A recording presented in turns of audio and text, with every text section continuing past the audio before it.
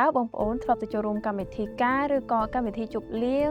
ដែលមានសម្បូរទៅដោយចំណីអាហារជាច្រើនគ្រប់ប្រភេទដែលមើលទៅគឺគួរឲ្យទាក់ទាញចាប់អារម្មណ៍ចង់ញ៉ាំមែនទែនហើយយើងប្រកាសជាស្ដាយហើយថាបើសិនជាយើងមិនញ៉ាំនៅថ្ងៃនោះទេ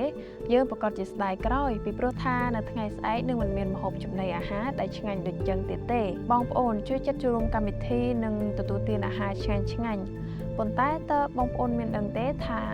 ច្រើនឆ្នាំមុនមានយុវជនម្នាក់ដែលត្រូវបានគេចាប់បង្ខំឲ្យទៅញ៉ាំអាហារនៅតុរបស់ស្ដេចដែលពោរពេញទៅដោយសាច់ហើយនិងស្រាដែលល្អបំផុតនៅក្នុងអាណាចក្រដ៏មានអំណាចមួយប៉ុន្តែអ្វីដែលអស្ចារ្យជាងនេះទៅទៀតការបដិសេធរបស់គាត់មិនបានធ្វើឲ្យគាត់ចុះខ្សោយនោះទេផ្ទុយទៅវិញវាបានធ្វើឲ្យគាត់មានប្រាជ្ញាឈ្លាសវៃខ្លាំងក្លាហើយនឹងមានសុខភាពល្អជាជាងអ្នកដែលនៅក្នុងវាំងនោះទៅទៀតថ្ងៃនេះយើងនឹងមកសិក្សាអំពីការសាកល្បងរយៈពេល10ថ្ងៃ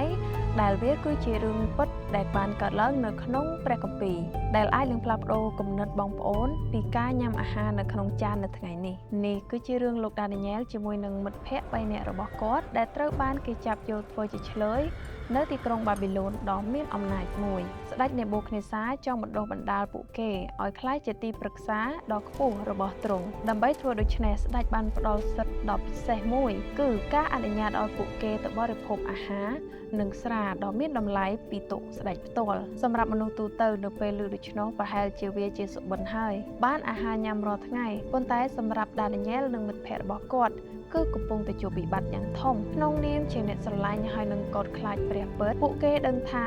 អាហារទាំងនោះនឹងធ្វើឲ្យរាងកាយរបស់ពួកគេសៅហ្មងព្រោះអាហារទាំងនោះភាគច្រើនសុទ្ធតែជាសាច់មិនស្អាតដែលវាគឺជាសាច់ដែលព្រះបានហាមឃាត់វាជាសាច់ដែលគេតែងតែថ្វាយទៅរូបព្រះជាច្រើននិងជាអាហារដែលធ្វើឲ្យខួរក្បាលនិងស្មារតីចុះខ្សោយដូច្នេះដានីយ៉ែលបានធ្វើរឿងមួយដ៏ក្លាហានបំផុតគាត់បានទៅជួបមន្ត្រីដែលមើលការខុសត្រូវហើយសុំការសាកល្បងពួកគេក្នុងរយៈពេលតែ10ថ្ងៃប៉ុណ្ណោះដែលឲ្យពួកគេញ៉ាំតែបន្លែនិងផ្លែឈើហើយនិងទឹកបរិសុទ្ធប៉ុណ្ណោះមន្ត្រីនោះគឺមានការភ័យខ្លាចមែនទែនពីព្រោះមន្ត្រីមើលការគិតថាបើសិនជាពួកគេមិនបរិភោគសាច់គឺពួកគេអាចនឹងមានភាពស្លេកស្លាំងហើយនឹងត្រូវមាត់ស្ដេចទៀតតើមានរឿងអ្វីកើតឡើងបន្ទាប់ពី10ថ្ងៃគឺស្ដេចបានត្រួតពិនិត្យមើលពួកគេហើយនឹងលោកដានីយ៉ែលនិងមិត្តភ័ក្តិរបស់គាត់ដែលបរិភោគតែបន្លែ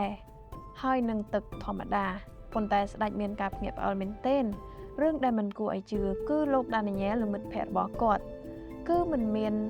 រូបកាយស្លេកស្លាំងផ្ទុយទៅវិញពួកគេគឺមានរូបរាងស្រស់សង្ហាប៉ុន្តែនៅពេលស្ដេចក៏លេចទៅមើលអ្នកផ្សេងទៀតដែលបានបរិភោគចំណីអាហារចេញពីតុស្ដេចគឺពួកគេមានរាងកាយស្លេកស្លាំងព្រះទ្រង់បានប្រទានប្រាជ្ញានិងយោបល់ដល់ពួកគេគឺវិសេសជាជាងគ្រូមន្តអាគមនិងគ្រូទាយទាំងអស់រហូតដល់ទៅ10ដងឯណោះហេតុអ្វីបានជាលទ្ធផលទៅជាយ៉ាងនេះនៅក្នុងព្រះគម្ពីរលោកុបាទចំពោះ1ខ29ទ្រង់បានប្រទានបញ្ជីមុខម្ហូបដំបូងគេបង្អស់រូបកាយរបស់យើងគឺជាព្រះវិហារដ៏បរិសុទ្ធរបស់ព្រះដែលទ្រង់បានបង្កើតមកយ៉ាងផ្ចិតផ្ចង់បំផុតនៅពេលដែលយើងបញ្ចូលសាច់ដែលមានជាតិខ្លាញ់អាហារកែច្នៃឬក៏ជាតិពុលផ្សេងនោះមានន័យថាយើងកំពុងតែបំផ្លាញធ្វើឲ្យព្រះវិហាររបស់ព្រះខូចប៉ុន្តែនៅពេលដែលយើងជ្រើសរើសអាហារសាមញ្ញស្អាតដែលបានពីធម្មជាតិដែលដុះចេញពីដីដោយពន្លឺថ្ងៃនោះចិត្តគំនិតរបស់យើងនឹងភ្លឺស្វាងរាងកាយក៏មានថាមពលនិងមានកម្លាំងមមួនការរស់នៅក្នុងសង្គមសពថ្ងៃការហូបចុកឲ្យមានសុខភាពល្អគឺពិតជាមានការប្រឈមយ៉ាងខ្លាំងអាហារដែលមាននៅជុំវិញខ្លួនយើងគឺសម្បូរទៅដោយអាហារសម្បូរខ្លាញ់ស្ករចម្រាញ់ហើយនឹងសាច់ប៉ុន្តែបើនិយាយសម្រាប់ប្រទេសខ្មែរយើងគឺព្រះបានប្រទានចំណីអាហារយ៉ាងច្រើនដែលមកពីធម្មជាតិគឺយើងមានបន្លែស្រស់ផ្លែឈើតាមរដូវនិងធម្មជាតិជាច្រើនទៀតដែលមាននៅតាមផ្សារថ្ងៃនេះខ្ញុំចង់បបួលពុកម៉ែបងប្អូនទាំងអស់គ្នាសាកធ្វើការសាកល្បងញ៉ាំតែបន្លែផ្លែឈើហើយនឹងទឹកគឺមិនទទួលទានសាច់តើបងប្អូនអាចធ្វើការសាកល្បងនេះដូចជាលោកដានីយ៉ែលបានទេ